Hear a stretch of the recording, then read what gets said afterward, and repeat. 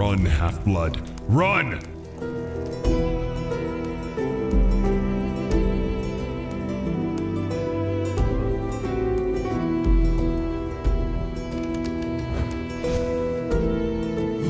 Where last we left off, I made an offering to the gods, and in return, I received a token of rage, one of the many items that's going to be required to take on Suther. And thus far, we have completed 2 of the major paths which lead us to Suther. But today, we can make either of these 2 items, either an empowered netherite or a weak blood shard.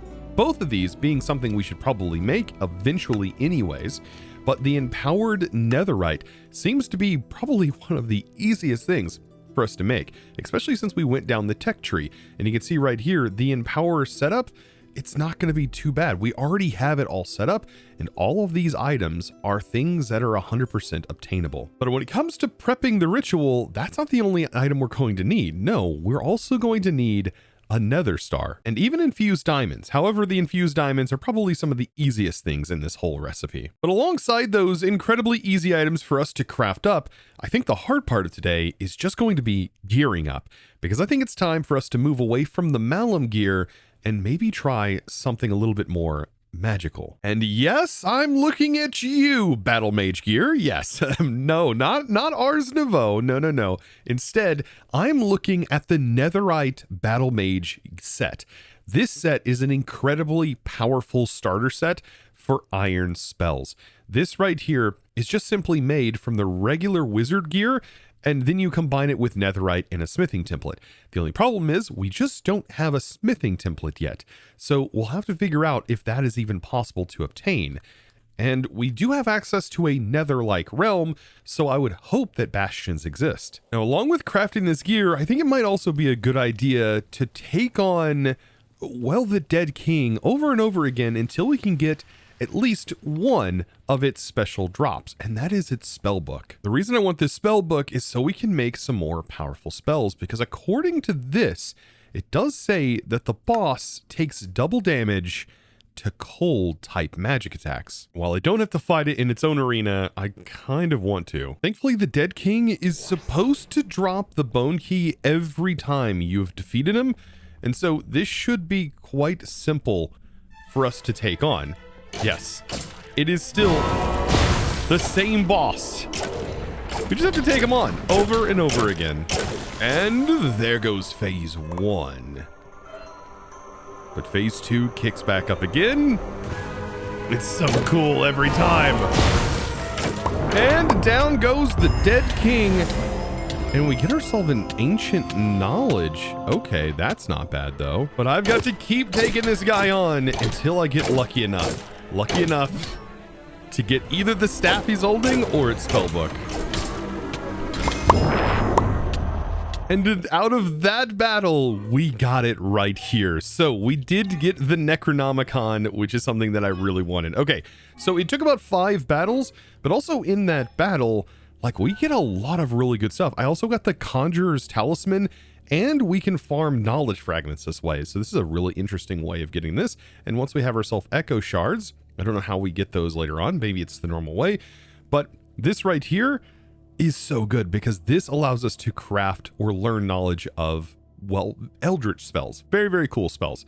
But out of this, we're also getting really high level spells. For example, I just got Ball Lightning level 7, Blaze Storm. There's also Fang. There's Sunbeam level 7. So pretty cool that we're getting this and all this legendary ink. This is a great way to farm this, including also all these blood vials. Big thing that I wanted was the Necronomicon. So this, by the way, comes pre-inscribed with 4 of these blood spells. But really what I'm after is the fact that it holds 10 spells and is a higher level spell book, giving us +2 while equipped 200 just mana. This legendary ink, we can make a level 10 ball lightning spell that deals 21 damage. That's wild. Also with the legendary ink, a level 10 icicle. I mean, we can spam this. We can make this go really fast. And this icicle scroll literally will deal 24 damage if it lands. And we can just keep doing this over and over again. that's going to be another powerful cold spell. And with our new book, we get +2 to raise dead. And if we're already at level 6, this will put us at a level 8 legendary spell, where we can then raise an army to deal summoning damage. And with legendary ink, teleport becomes a much more useful scroll, allowing us to literally teleport almost 30 blocks in the direction we're looking. You know what? For my 5th spell slot, I think I'm definitely going to use Sunbeam again, but this is going to be now at a level 9. You know what? With the power of the Arcane Anvil, we should be able to turn this into a level 10, believe it or not. So if I make 2 of these, now that I have these Divine Pearls, by the way, which also looks like I can learn these. So with these Divine Pearls, if we craft 2 of these spells, so I'll go ahead, get Sunbeam, and then make another Sunbeam that is at level 9. I believe if we combine this in the Arcane Anvil, can we not? It does go up to level 10. Oh, that's right. Okay, so instead of doing 2, you just combine another legendary ink with it. That's right. And now we have a level 10. That is so good. This book is so much better, giving us so many more spell slots. I do have room for one more utility spell, and I think Charge is just an incredibly powerful one that is also going to boost our lightning abilities. So yes, I'm also going to throw Charge on here, and this lasts quite a while. And all of these stats, by the way, are going to be affected whenever we also make this gear. With the book equipped, there's so many more spells. It is a lot. Charge, by the way, it's a good spell to have overall, and we even get this wild effect on us. Also, the teleport ability, yeah, it just teleports you in the direction you're looking. It doesn't necessarily have to be in any place whatsoever. It's sort of like having blink. So yeah, we can just blink wherever we want, especially in battle. It could be really useful. With spells now intact, I think it is time to go adventure and see if I can't potentially get my hands on a smithing template. Back in Muspelheim, I think the best way to go about this might be to use an explorer's compass and to look for bastion remnants. Aha. And then get lucky and hopefully find the couple that can actually drop a smithing template in the first place. Oh, this is perfect though. This is exactly what I was hoping. Yes. Is this one that actually has smithing templates in them though? I don't think this particular one is the one, but there are definitely chests here. For example, this is a chest. Yeah, but not what we're looking for. What I'm looking for is a very specific type of bastion remnant, one that has kind of like lava pools. Yep, just like this one, actually. This one was actually right around the corner, which is very nice. These are all sort of wrapped around each other. But right down at the bottom, we should be able to just get to it and have no problem doing so whatsoever. And there we go.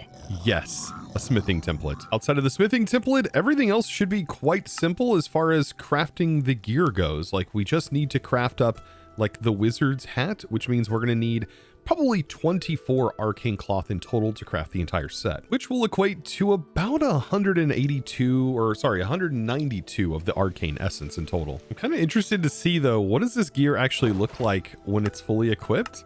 You know what? It's not too bad. It's kind of interesting looking, actually. Now, I know a lot of you guys have been wondering what is the flower on top of my head. It's actually a supporter perk for supporting Vasky. That was back in the day, like for Quark, when Quark was being like actively updated, and also Botania. This is a Botania flower that is on my head, and it was just a perk for supporting Vasky via Patreon. Since we're probably going to be wearing a hat, I don't want it protruding, so I have turned it off. And there we go. We now have ourselves, well, a flowerless ChosenArchitect head. Now for the fun part, upgrading all of this gear, yes, into the Battle Mage set. A very, very powerful set, by the way, giving us quite a bit of armor. As of right now, we have 34 on our armor value, and before we had 32. So this is better, should also have more toughness, and also has, well, increased abilities from iron spells. Just to put this in perspective how all of this adds up, for example, our teleport spell without the gear on, we can teleport 28.8 blocks.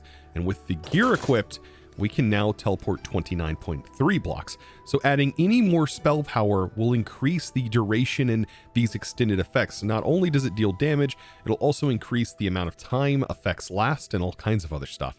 This stuff is pretty cool. And I mean, look at how much mana we have now. That is absolutely wild compared to what we had before. Meaning we can use our spells a lot more often. Now, I don't have an XP farm just yet, but we could use the enchanting table and we could finally use some of our levels to enchant. Just going to place this here and let's see if we can get some more good stuff on here. Just getting any kind of just overall protection would be good. And that was really nice. As I'm working on enchanting these things, there is another cool thing that we can actually do, and we can enchant other gear, for example, like this. And there's many other mods that let us do this, but we can strip the enchants off of here with an anvil. And this actually comes from the Super Factory Manager mod. So I'll toss in this and just as many books as there are enchants on the gear, drop an anvil on it, and now we get the actual books back. All my gear sort of better prepared. I think it's time to start hunting for everything needed for the Nether Star. So this means Wither Skeleton Skull hunting. But how am I going to get Wither Skeleton Skulls? There are several ways I think we could go about this. I mean, there's Tinkers where you can make a beheading sword, traditional, well, enchantments and or occultism technically has a way to spawn in a wither that 100% chance guarantees drops a skull, but I think I have another way. This way, I'm thinking we could loot them. Believe it or not, iron spells should have wither skeleton skulls, at least inside of some of these structures. Should be hiding somewhere. There's a skull pile. Aha, it's hidden right behind this tree. And right here, we'll find a bunch of skeleton skulls, but not only skeleton skulls, there should be at least one wither skeleton skull here. Yes. And by the way, not all of them are going to contain, well, the actual skull pile. It's only the ones that have skull piles. And you know what? If all else fails, we can still go back to just traditional taking these mobs out. Oh man, in some of these you can even find more than one skull. Like there's two of them in this one. With all three skulls, I can now spawn in the wither. Yes. So this shouldn't be a bad fight. I don't think so. Like between the scythe and this and also all of our abilities, I think we'll be fine. Let's see. We'll see how this goes. Oh boy, there is a lot of things happening. I do not want the wither to escape up. If at all possible, that would be really nice. All right, yes. It looks like charge is doing quite well, and with the sword, we took it out. Yeah, we tanked it pretty good. But now we have ourselves a Nether Star. I think later on down the road, making more Nether Stars should be quite easy, as we should get eventually access to the Tome of Alchemy. For now, it's just another token on its way to defeating Suther. Now, one of the other items we do need is Infused Diamond, but this one's rather simple, as you can find these star shards. I think this is a dimensional shard. Yes. So you can find these just sort of sprawled out, and this is what we're going to actually use to make infused diamonds. After not so much crafting later, there we go. Infused diamond, in which we can also learn. And now we're back to a split decision. We get to either make empowered netherite or awaken blood shard. And this would depend primarily as if you'd had only taken one path in the original first realms. But because I have taken both, I could technically do both. But I do think that the empowered netherite ingot is a much simpler task. Although be it, I will be technically making the blood shard eventually anyways, as you're going to need it to progress further in blood magic. We'll definitely get to this later. But right now, let's make this empowered netherite.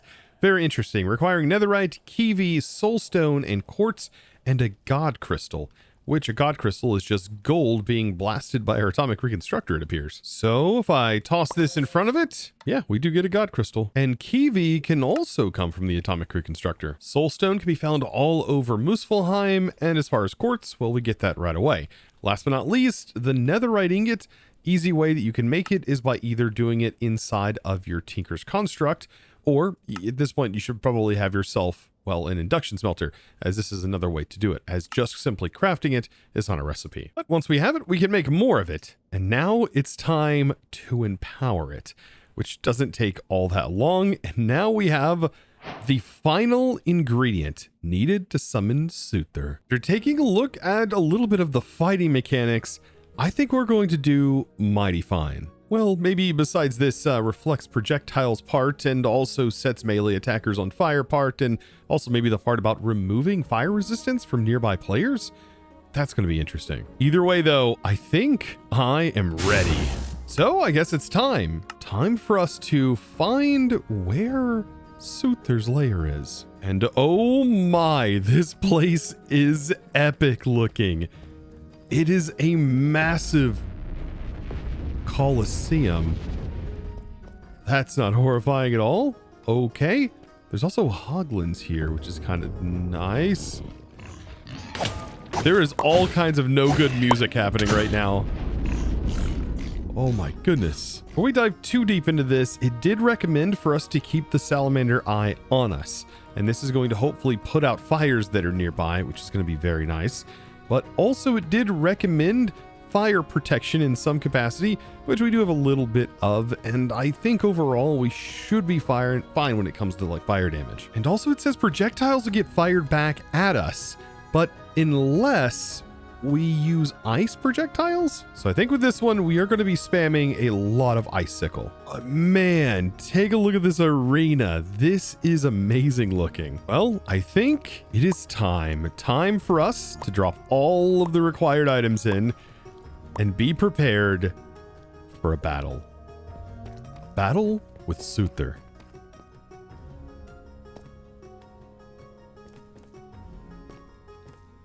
Oh boy. Oh my goodness. Okay. He just got glowy. That means his armor. You stand before the Lord of Fire.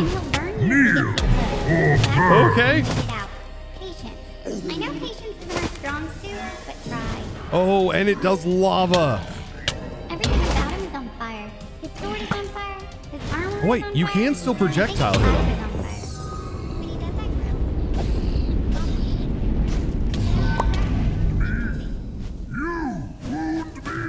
Oh no. It's coming after me. This is interesting. Its movements are very interesting also. Okay, let's try some ice damage. Hold up. The ice damage is so powerful. To ash. Okay. It teleports. Your flesh will melt from your bones.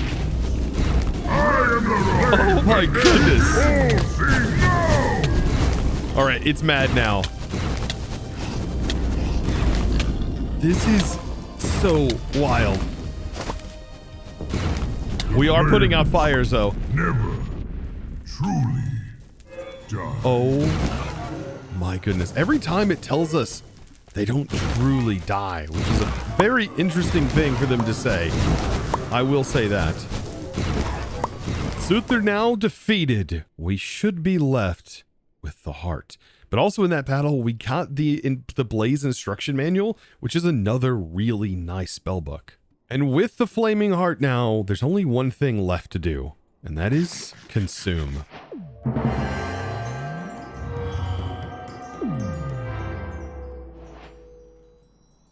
The World Ender falls, and for one breath the flames of Muspelheim bow low, as though mourning their king. You have felled the fire that was to end all things. The spirits of the realms are yours now. Their fury, their heat, bound to your blood and your will. But that blood, it has drawn something. You have felt it before, the shadow at the edge of sight. The weight of the ancient eyes in the dark between realms. Mythogre, the corpse gnar, the dragon that has chewed the roots of Yggdrasil before the first age of gods. He has been feeding on the power you leave in your wake, gnawing fat on the death of giants and serpents. And now he rises. You cannot fight him. Not here. Not yet. The power you had gathered is vast, but Mythogre is older than that power itself. There will be reckoning, but not today. Run, Half-Blood, run! That was absolutely epic. And after doing this, we now have consumed Suther's heart. Consuming Suther's heart has granted me the knowledge of the forge and methods of automation that the dwarves and humans have developed over generations. With this, the gates of Midgard have opened. This done, I mustn't wait. We need to reach Midgard. So 'tis time again to take the Bifrost, and we shall head straight to Midgard. I'm looking for the land of the green. Land of Midgard, home essentially for me. And this M represents Midgard. So let's see what Midgard has to offer. Breathe, child. Let the fresh air fill your lungs. Clean air, untainted by the grave rot or brimstone. Midgard, the middle realm. The hearthfire around which all other worlds are gathered. Green hills and honest skies. Rivers that run with water, not venom. Trees that stand at a size the mind can hold. For a wanderer who has crawled through Helheim's filth, braved the frost of giants, choked on the mist of the dead, and walked through the flames that ends worlds, this is as close to Valhalla as the living may know. Rest here, eat, mend your armor. Let the spirits of this gentle land offer what strength they have. It is freely given, not torn away. Midgard has always been kind to those who respect it, but Midgard is also where the great hunts have always ended. Skull and Hati stalk these lands, the twin wolves, children of Finrayr, born to chase the sun and moon until the end of days. They are the last gate between you and Asgard, and they hunt as one. Enjoy the sunlight while it lasts, Half-Blood. Those two have been trying to swallow it since the dawn of time. And so I have made it to Midgard. And while quite chilly currently where we're at, it does appear that the land looks much, much greener. What a refreshing place compared to everywhere else we have been thus far. Even the water looks drinkable. My goodness. Now, as much as I would love to explore, settle down, and find a place to call base for a while, I think we still have some unfinished business. After binding a new Heartstone to this realm, Midgard, I think it's a good idea to head back to Muspelheim, as we do still have Ignis to take on, and also Ashlord the Infernal Dragon. To slay Ignis, legends say of an ancient warrior cursed with overwhelming powers whose blades could split the realms in two. I must kill his minions in the burning arena and show him I'm a worthy challenger. I should not take this fight lightly under any circumstance. The reason I want to take these on is because each one of these is going to give me a few more extra Muspelheim points, which should allow me to pretty much complete the entire skill tree here. These skill trees are quite powerful, but this is the burning arena, and we need to make our way down to the lower levels. And down here, we'll work our way up these really long stairs, which is fantastic. But this is all going to be like lava and fire based, so we should be able to handle basically all of the major brunt of the damage. But these guys are the ones we need to fight. There's a hole in the floor. That is great. Yes. So by taking out these guys right here, what are they called? Ignited Reverent. If we can take them out, or it out, it should drop a special item. Yes. Burning ashes that should allow us to ignite the pyre in the center arena. By igniting this, there's no coming back. I am in it for the long haul. And there is Ignis. Yes. And we have to use all of our abilities to try our best to stay out of his grasp. But this guy is something else, by the way. I love this boss. It is one of my favorites out of all of Cataclysm. No, I can't dodge this. I'm being stabbed through the heart. All right. Projectiles definitely deal some hefty damage. This is so good. And I wonder how our magic handles. Completely resistant. All right, there we go. Oh, so good.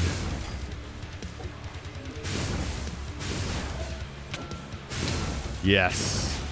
I wonder what this damage does. Not too much. Does not do too much. All right, I'm summoning an undead army. It regenerates so quickly. All right. It is already regenerated, by the way.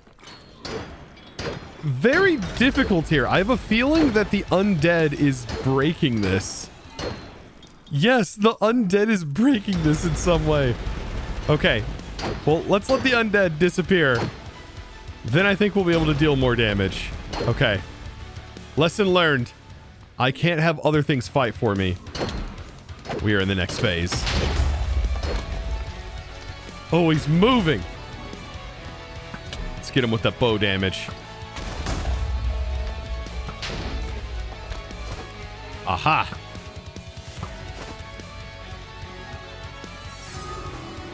Taking.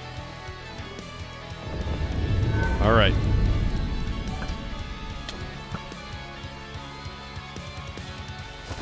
Get back. No. Next phase.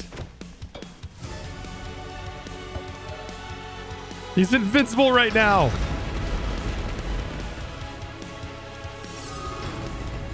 Dodged it. He's vulnerable. Yes.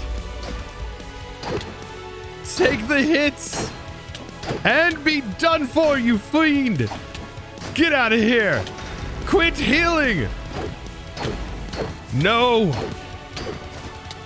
I can't let you do this.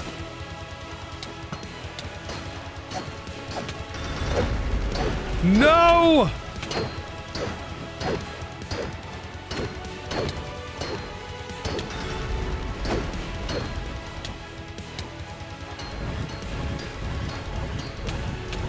No, quit healing.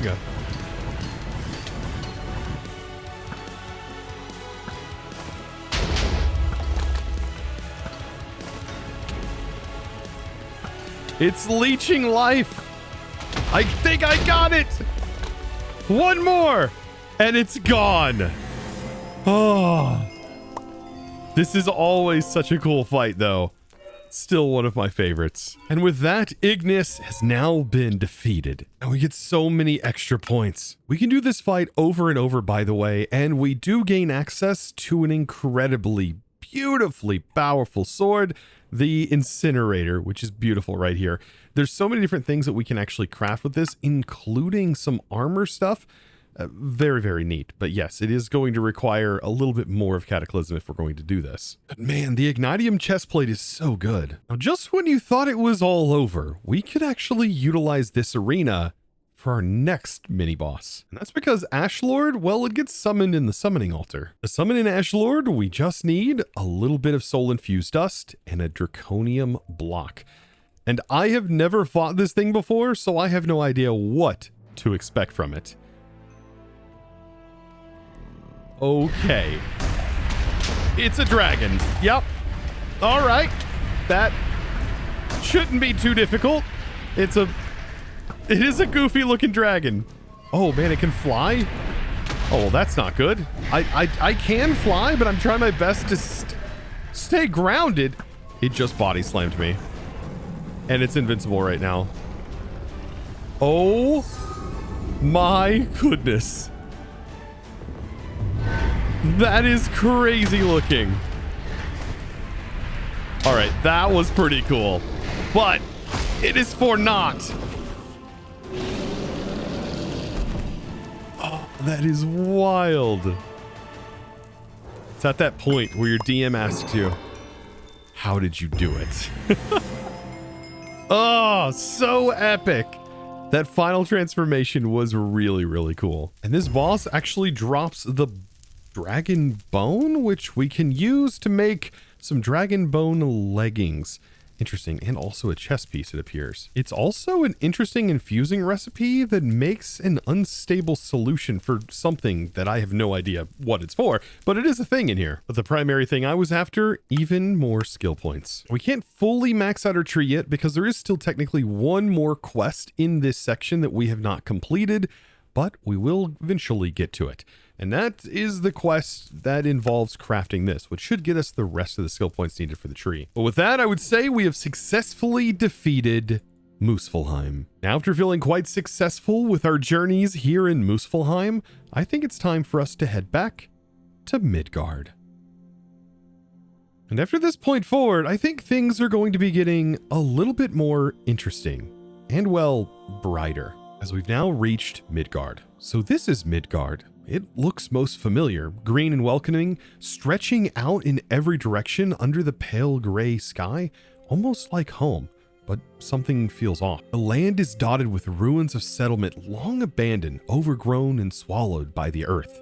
Whatever lived here left in a hurry. I should move forward and gather the resources needed to defeat the twins as soon as possible. After fully arriving here, we have now gained access to several more mods. Applied E, Flux Networks, Create and its add-ons, SFM, which is a big one, Botania, and also Mythic Botany. We also have Mutandis, Extremis, which is another interesting thing, Dragon Steel, Mystical Agriculture, all of it, Powell Reactors, and also Project Expansion. And Project Expansion is a big one, as this right here unlocks us and gives us the ability to expand upon our Power Flower and passive EMC generation, and also interesting ways of using EMC to automate things, which in my opinion feels like it opens the game in an entirely different way. That even says there's a bird singing, not because it's warning us of other birds, not that it's cursed, it's just happy to sing.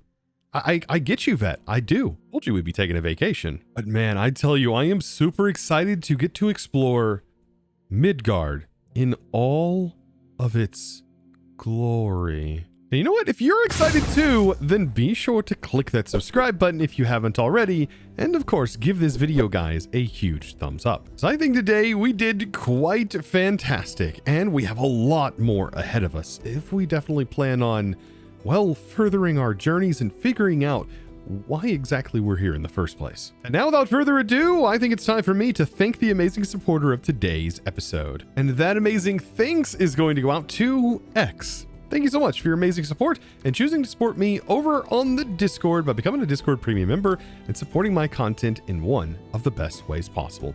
Thank you so very much. And guys, I look forward to seeing you all in the next one, where we get to explore even more of this beautiful realm. And as always, thanks for watching.